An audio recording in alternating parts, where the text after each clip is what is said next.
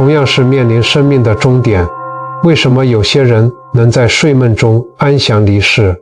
而有些人却非得在病榻上缠绵5年、10年，甚至更久，受尽千刀万剐般的折磨才能咽下最后一口气？这个问题在医院冰冷的长廊里，在深夜充满药味的病床前，很多人只敢在心里偷偷问，连对最亲近的人都不敢说出口，因为一旦说出来，好像自己就是个冷血不孝的罪人。看着至亲受尽折磨，我们心疼、无奈，甚至在某个快被压垮的瞬间，脑海里会闪过一丝不如早点解脱的念头。其实这绝不是你不孝，而是你恰恰碰触到了生命中最深邃也最让人敬畏的因果命题。久病不走，背后绝非偶然。今天我们将用佛法的智慧为你揭开99病床前背后3层最真实的业力密码。看完之后，你不仅能彻底明白这些苦难背后的真正原因，解开你内心的自责与委屈，我还会教你4个马上能在生活中去做的微行动，真正帮助病床上的亲人化解冤结，也放过那个苦苦硬撑的你自己。如果你身边曾经有这样一位久病的人，或者你自己此刻就正在扛着这段沉重的因缘，我希望你现在先在留言区打下愿业障尽消，离苦安然，为所有正在受苦的灵魂送上一份最深的祝福。好，我们接下来把这套业力逻辑真真正正地打开来看，为什么有些人会久病多年才离世，而不是2眼一闭、2腿一伸，痛痛快快的就走了？很多人的第一个反应是，因为他命大啊，或者是现代医疗技术太好了，硬给拖着。但从佛学的角度来看，命大这2个字的背后，其实隐藏着一本非常精密，连1分1毫都不会算错的宇宙账本。这就来到了我们今天要解开的第1层密码：业力深重，但福报未耗尽。这是一个反差极大，也最容易被我们忽略的观念。我们一般人看事情很直观，总以为如果一个人造了很多恶业，报应理所当然会来得又快又猛，大概就是突然出个意外，或是猛爆性的疾病，一下就带走了。但是这个逻辑要成立，有一个非常重要的前提，那就是这个人的福报也刚好跟着耗完了。如果一个人今生的福报还有剩余呢？让我说一个发生在传统菜市场里的故事。只要是常去镇上那个老市场买菜的人，一定都认识阿雄伯。阿雄伯在市场里卖活禽、杀鸡宰鸭，卖了整整40年。在那个年代，他凭着这摊生意，一个人养活了一家老小，拉拔3个孩子念到大学，甚至还帮孩子们出了买房子的头期款。在街坊邻居的眼里，阿雄伯是一个很顾家、很尽责的男人。他为人大方，市场里谁家遇到困难，他总是第一个掏腰包帮忙。对待自己年迈的父母，更是出了名的孝顺，几乎是晨昏定省，没让老人家受过一点委屈。可是没有人可以否认，阿雄伯那双手沾了40年的血。为了生计，为了让摊位上的肉最新鲜，他每天清晨3、4点就在那里利落地割喉、放血、拔毛。那些年里经他手断送的生命算都算不清。年轻的时候，阿雄伯不觉得这有什么，他常说，这就是做生意嘛，我不杀，别人也会杀，我总得养家糊口啊。直到他65岁那年，身体开始出状况了。一开始只是觉得手脚末端有点麻麻的，去诊所看，医生也说不出个所以然，以为是痛风或者是太劳累。但慢慢的，那种麻木感变成了难以忍受的痒，那是一种从皮肤最深处沿着神经往外钻的痒。阿雄伯常常在半夜被痒醒，忍不住去抓到全身破皮流血，却还是止不住那种钻心刺骨的感觉。后来到大医院检查，确诊是一种罕见的皮肤与神经病变。医生看着报告，摇摇头说，这病治不好，只能靠药物控制，而且会是一场长期的抗战。长期这2个字对阿雄伯来说变成了最残忍的无期徒刑。他的病来来去去，时好时坏，最痛苦的时候，他躺在床上，全身上下像是被无数只蚂蚁啃咬，痛与痒交织。他看着天花板，大汗淋漓，心里升起一种他这辈子从来没有感受过的无力与恐惧。有几次他痛到甚至求老伴给他个痛快，可是他就是走不了。他就在那张病床上被折磨了整整8年。很多人看着阿雄伯这样，心里会犯嘀咕，老天爷怎么这么折磨人，要带走就赶快带走，何必让他受这种活罪？但如果你懂佛法，你就会明白，这不是老天爷残忍，而是阿雄伯的账本正在进行一场激烈的拉锯战。在俱舍论等佛教经典中，业报的显现有着严密的时序逻辑。阿雄伯40年的杀业是一股极其庞大的负面能量，当因缘成熟时，这股力量要拉他走，要让他受报。但是别忘了，阿雄伯同时也是一个大孝子，他乐于助人，他为了家庭无私奉献，这些善行为他累积了深厚的福报。这股福报的能量就像是一个防护罩，或者说是账户里的存款，在关键时刻撑住了他，不让他立刻被恶业击垮。这2股力量，一股要拉他下去，一股要拖他上来，互相交锋的结果就是他走不快，但也绝对好不了。这就是久病的第一个成因。这8年的病床岁月，每一天的痛，每一个失眠的夜晚，一点一滴的冲消。病苦就是用来消这个差额的。这个过程有时候要几年，有时候甚至要10几年。这不是没有意义的受苦，而是一场灵魂深处的清算。因为账面上的数字还没平衡，旧债还没还完，福报又还没耗尽，他只能用身体的煎熬去把这段因果给走完。所以了解了这一层密码，对我们有一个非常重要的启发。以后当我们看到身边那些久病缠身、卧床多年的长辈或亲友，请不要只用世俗的眼光去觉得他们可怜，甚至觉得这一切毫无意义。那段漫长而痛苦的岁月，是他们真实的业力消化期，是灵魂在以最直接、最肉身的方式走向一种清算之后的轻盈。他们正在努力地还债。我们能做的，不是用怜悯的眼光看低他们，而是要在心里给予他们最深的敬意与祝福。我们回过头来想一想，阿雄伯那种从骨头里钻出来，连最强的止痛药和止痒药都压不下去的痛苦，真的仅仅只是医学报告上写的神经病变4个字吗？佛教里有一个名词，相信很多长辈都有听过，甚至过年过节去庙里点灯，办法会的时候也都会写上一张牌位，这个词叫做冤亲债主。但是我发现很多人对这4个字有着很深的误解，大家以为这只是传统的迷信，是吓唬人的鬼神之说，或者是某种灵异节目的报复情节。其实如果你把佛法看作是宇宙运作的底层逻辑，你就会明白，冤亲债主不是张牙舞爪的鬼怪，它是宇宙能量法则里面一张清清楚楚的对账单。什么是对账单？就是在过去无数次的轮回里，或者就像阿雄伯这样，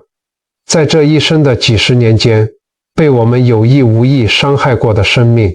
你想想看，阿雄伯在市场里卖了40年的活禽，每天清晨无数的积压在他的手下，经历了极度的惊恐、挣扎，最后在痛苦中断气。你以为他们死了，这件事就结束了吗？没有的。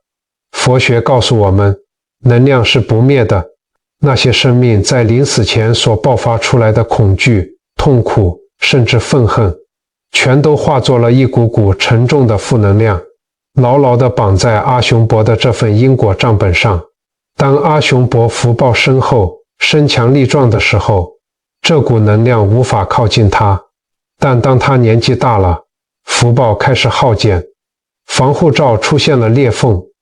这张对账单就开始一笔一笔的来请款了。冤亲债主讨债的方式并不总是一刀毙命，让你痛快了结，因为最深刻的讨债往往是附在你的身体上，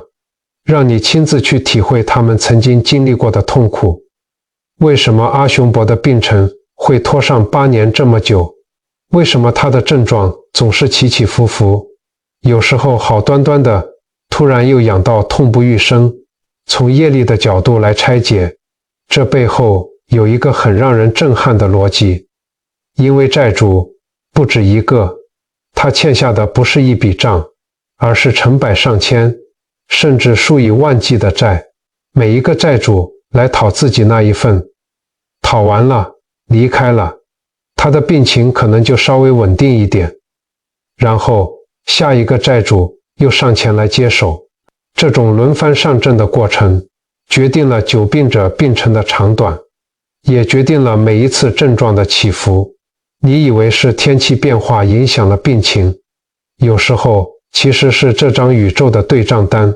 又默默地翻到了下一页。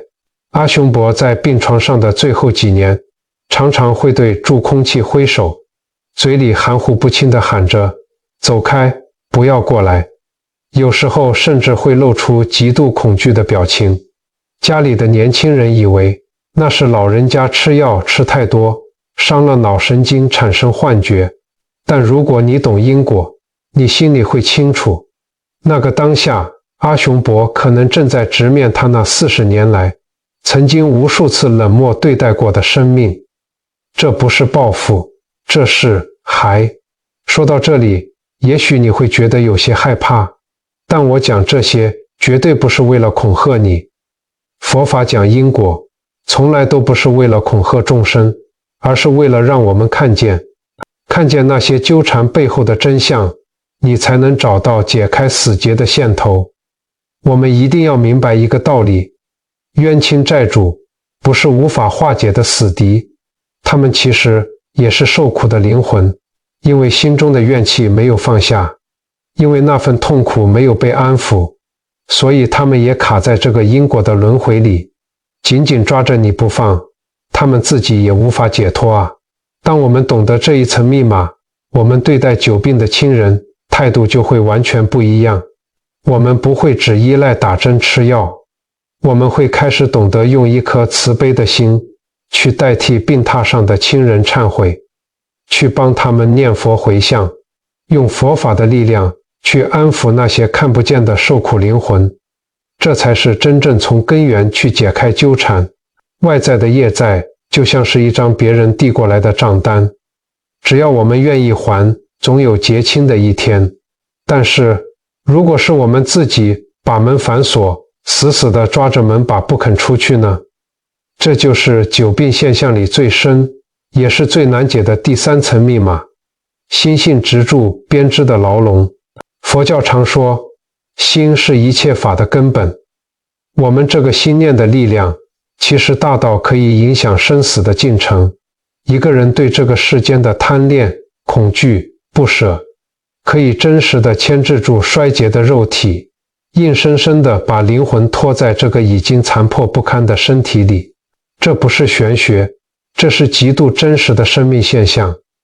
说到这里，我想起巷口卖了一辈子早点的素霞阿姨。素霞阿姨是那种典型的传统母亲，一辈子勤勤恳恳，从年轻时起，每天凌晨2、3点就起来磨豆浆、揉面团，靠着一个小小的早点摊，把几个孩子拉拔长大。她这辈子最引以为傲的，就是她把这个家撑了起来。对她来说，她不仅仅是个母亲，她更是这个家庭运作的轴心。到了70多岁，素霞阿姨的心脏和肾脏陆续出了大问题，最后那几年，她几乎是加护病房的常客，有好几次医生都下了病危通知，要家属准备后事，连孙子孙女都从外地赶回来见最后一面。可是说也奇怪，每一次大家以为她要走了，她就硬是撑着一口气又活了过来。护理师私下跟家属说，阿姨的求生意志真的太强了，她就是不肯走。但在一般人眼里的求生意志，从佛法的角度来看，其实是一条条捆绑灵魂的粗铁链。素霞阿姨在加护病房最清醒的那些个瞬间，脑子里转的根本不是自己身体有多痛，而是满脑子的放不下。她躺在病床上，插着管子不能说话，但心里却在想，衣柜最底下那个抽屉里的2本存折，印章还没跟大儿子交代清楚。大儿子最近生意不好，这个月的房贷到底缴了没？再过2个月就要过年了，今年围炉的菜谁来煮？大家坐的位子要怎么排？那些念头一个接着一个，密密麻麻地交织成一张网，把他的灵魂死死地网在这个世间。他害怕一旦自己放手了，这个家就散了。他每一次从鬼门关前绕回来，不是因为医疗技术有多么神奇，而是他自己不愿意松手。佛学里有一句话，爱不重，不生娑婆。我们因为有牵挂，有执着，才会在这个世间轮回。一个心里死死抓着世间的人，即使旁人替他念再多声佛号，即使阿弥陀佛已经在前方拿着莲台等他，只要他自己的心不转向，手不肯放，他还是走不了。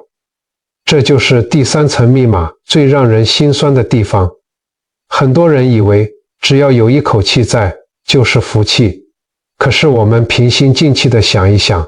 当身体的器官已经彻底败坏，连呼吸都需要靠机器的帮忙时，那种强行留下来的代价是什么？是用无止境的肉身痛苦去换取多留在世间的时间。这是一场代价极高的交换，而且往往当事人自己都没有意识到，困住他的不是死神，而是他自己的心。那几年是素霞阿姨的病苦，也是她用自己的执着编织出来的牢笼。直到后来，她的小女儿有一天跪在床边，握着她长满茧的手，贴在她的耳边轻轻地说，房贷大家会帮忙，过年我们会一起好好围炉，您不要再操心了，我们都长大了。听完这番话，素霞阿姨眼角流下了2行浊泪。那天晚上，她的心跳仪器渐渐平缓，终于放下了那颗紧绷了一辈子的心，平静地离开了。业债、冤亲、执着，这3层密码叠加在一起，就是久病多年才离世这件事最完整的图像。看到这里，你或许已经开始用完全不同的眼光去看待那些躺在病床上的长辈了。但是因果的剧本从来不会只写一个人，在这场久病的考验里，那个站在病床旁边日夜照顾的人，其实也是这个剧本里不可或缺的主角。我们刚刚谈的都是躺在病床上的那个人，现在我想请你把目光移开，看向那个站在病床旁边正在拧干毛巾，准备帮病人擦澡的人。这是一段久病关系里最容易被忽略，却也是最让人感到委屈与无奈的角色。照顾者，在很多传统家庭里面，只要家里有一位久病卧床的长辈，往往会出现一个很奇特的现象，家里兄弟姊妹明明好几个，但最后真正扛下所有照顾重担，每天把屎把尿的通常只有那特定的一个人。很多人会用世俗的眼光来解释这件事，说是因为这个人最孝顺了，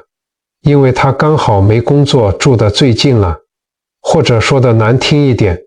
因为他最老实，最容易被欺负。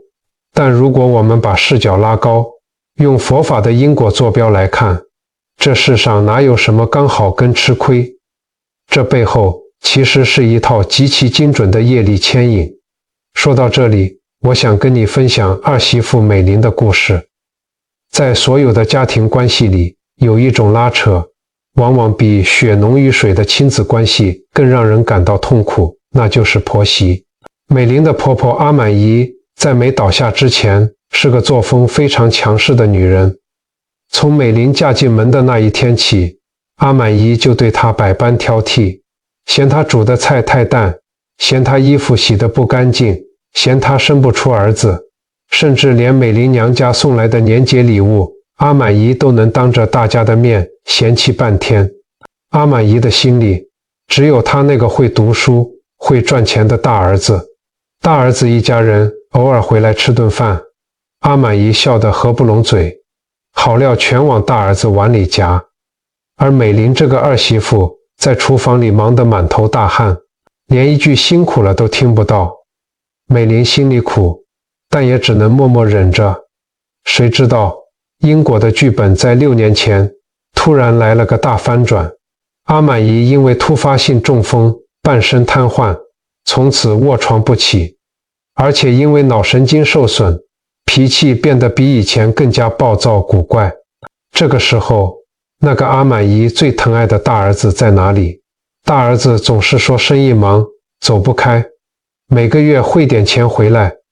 过年围炉的时候露个脸，塞个厚厚的红包给妈妈，然后就匆匆开车走了。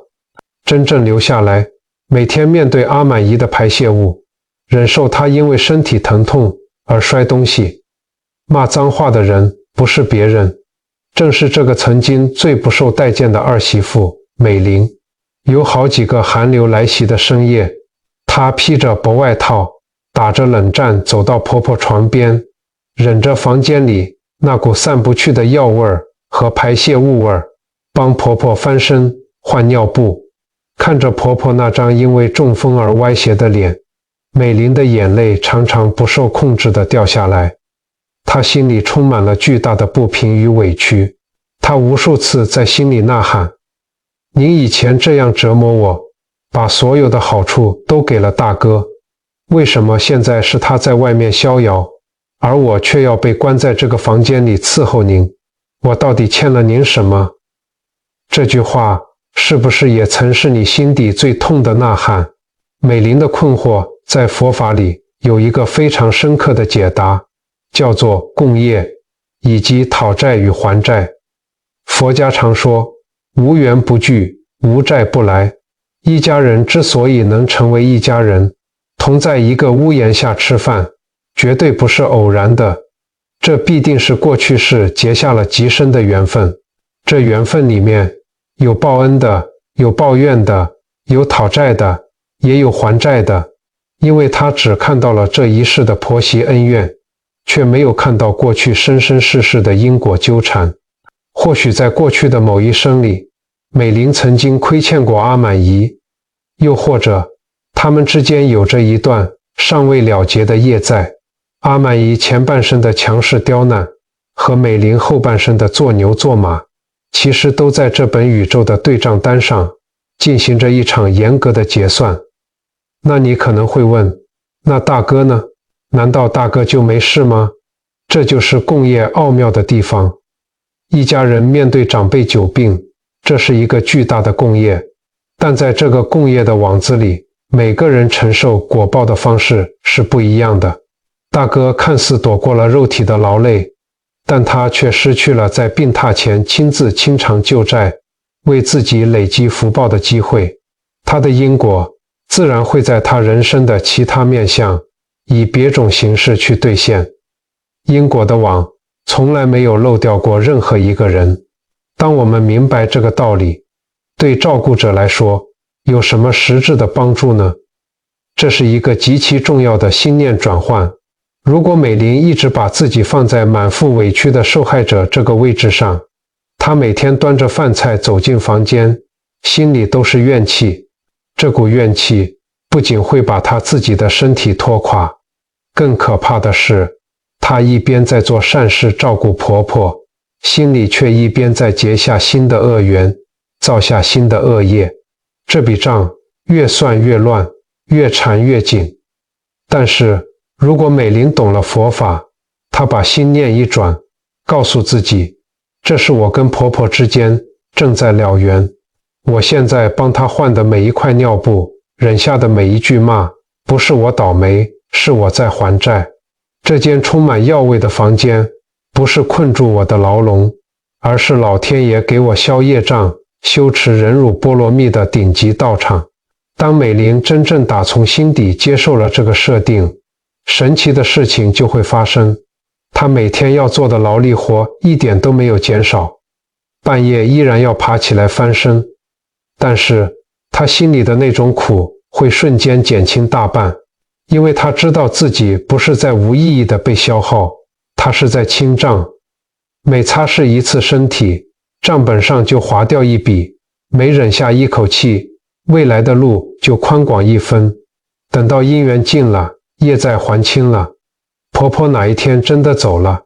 美玲的心里不会有遗憾，也不会有怨恨，只会有一种前所未有的轻盈的解脱感。那种感觉叫做此生缘尽，两不相欠。病床真的是一面照妖镜，也是一面菩提镜，它照出病人的业力，也照出照顾者尚未修完的功课。如果你现在也跟美玲一样，正深陷在照顾久病亲人的泥淖里，觉得快要窒息了，请你一定要记住这句话，你不是被命运欺负了，你是被老天爷挑中，来完成这场灵魂的深度净化。所有的付出与承受，最终都会化为你生命里最深厚的福报。既然明白了这是一场修行，那么在日常生活里，我们到底该怎么做？怎么做才能真正帮到躺在床上的亲人，同时也解开我们自己的心结？听完了前面这几层关于因果与业力的运作，我猜你现在的心里可能觉得稍微松了一口气，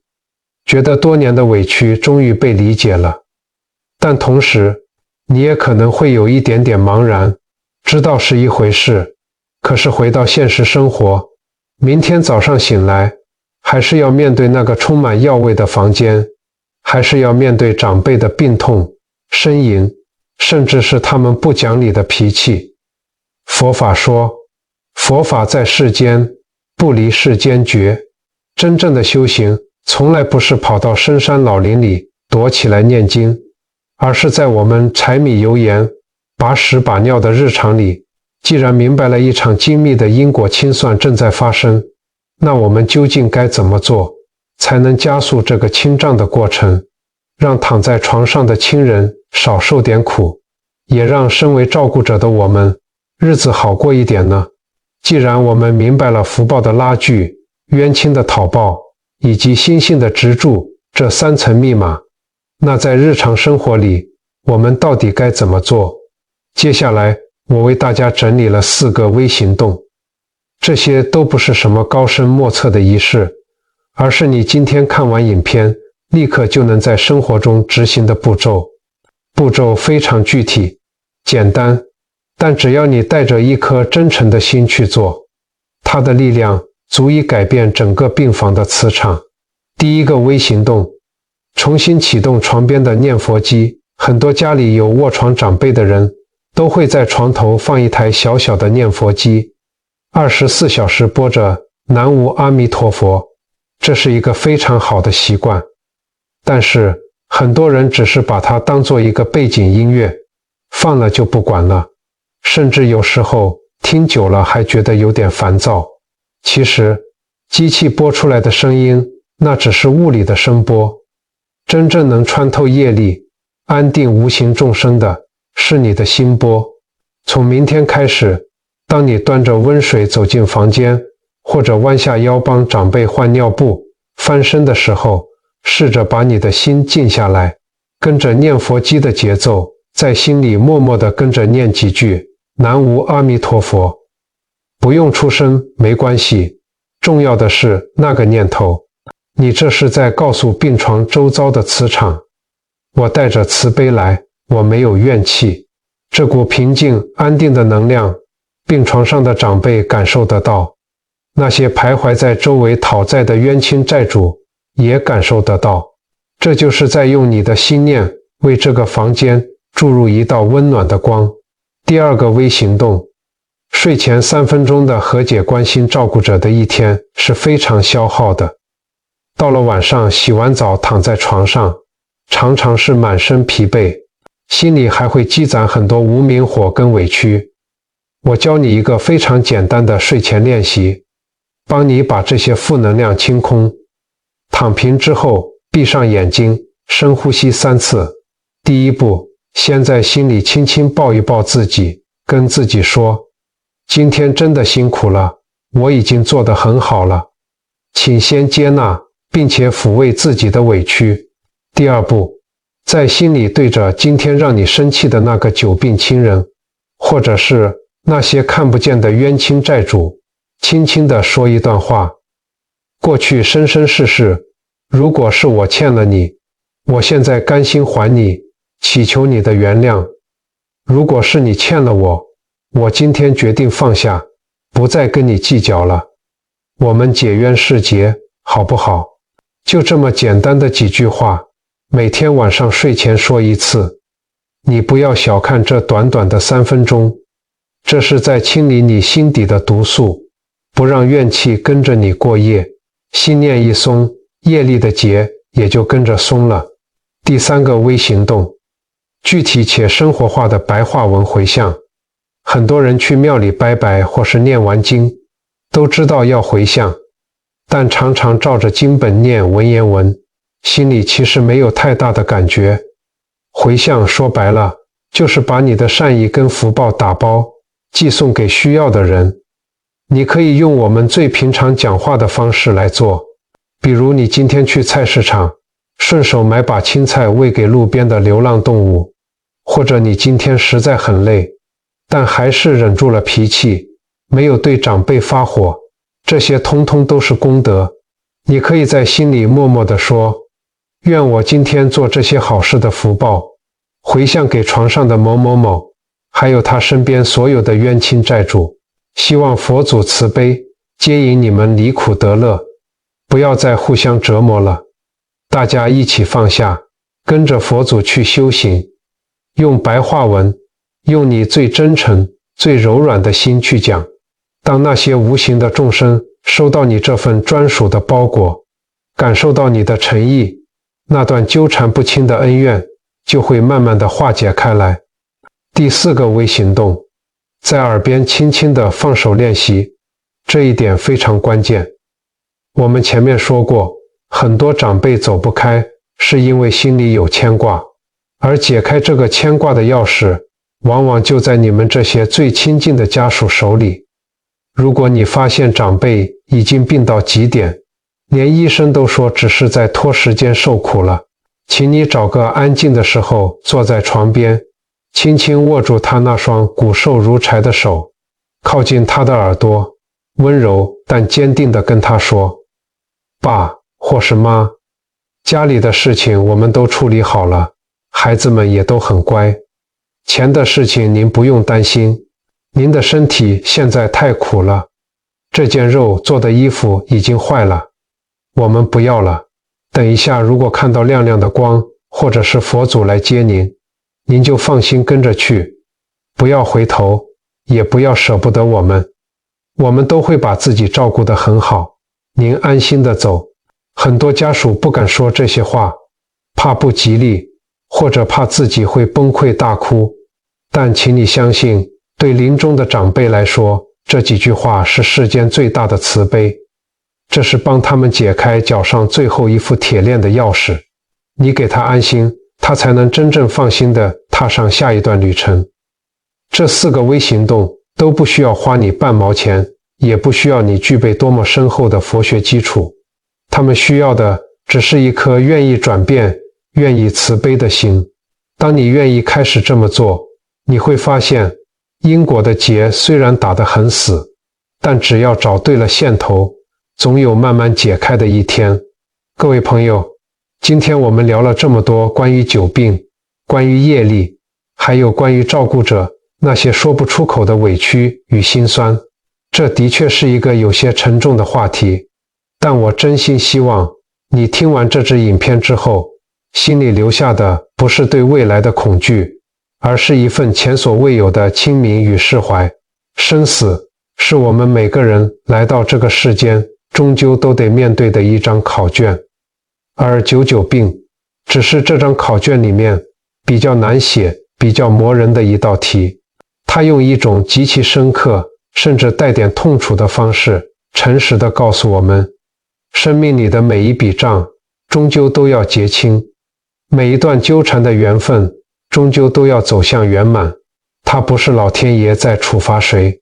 它只是宇宙在恢复平衡的过程。我有时候会想，如果我们能早一点看透这些因果的运作，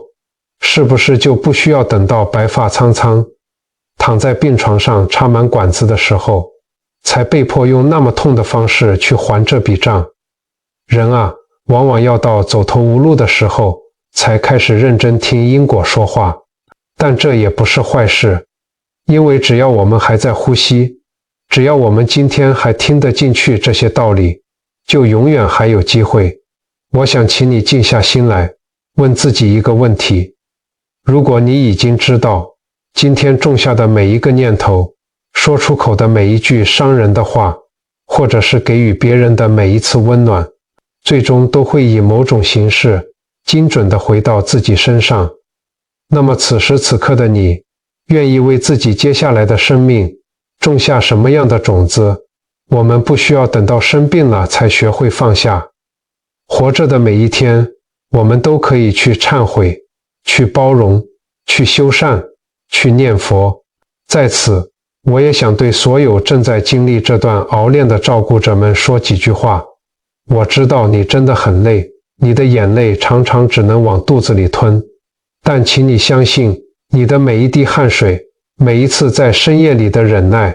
天地都看在眼里。这是一场灵魂的深度洗礼。当账目结清，当这段因缘功德圆满，你会发现，那段漫长难熬的岁月，竟会成为你人生中最能照见真性、最清澈的时光。不要害怕，佛菩萨的慈悲一直都在，只要你愿意把心敞开，光就会照进来。在影片的最后，我想邀请大家一起来做一件充满力量的事，请你在下方的留言区留下你最真诚的善言，或者为你心里挂念的亲人祈福。你可以写下愿世间受苦的灵魂皆得安乐，或者是简单的一句南无阿弥陀佛。请不要小看这个小小的动作，当我们几千几万个善念汇聚在这个留言区里，它就会形成一个极其强大的正向磁场。这个磁场能够跨越空间，温暖那些正在病床上受苦的生命，也能给那些正在暗夜里独自流泪的照顾者一份走下去的温柔力量。如果这支影片有那么一句话触动了你，或者是解开了你心里多年的结，请帮我按个喜欢，把这支影片分享给你身边可能正需要这份力量的朋友。你的一个分享，也许就能成为某个快被压垮的家庭在最绝望时的一道光。